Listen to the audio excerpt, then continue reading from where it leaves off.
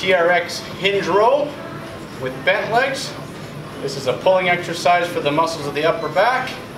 So for this exercise, you want to set up your TRX, walk away about a 45-degree angle. You're going to keep your feet flat on the floor. You're going to lower down with bent legs to get to about that 90-degree angle, and then you're going to pull your chest up towards the handles, tucking those elbows in, squeezing the muscles of your upper back.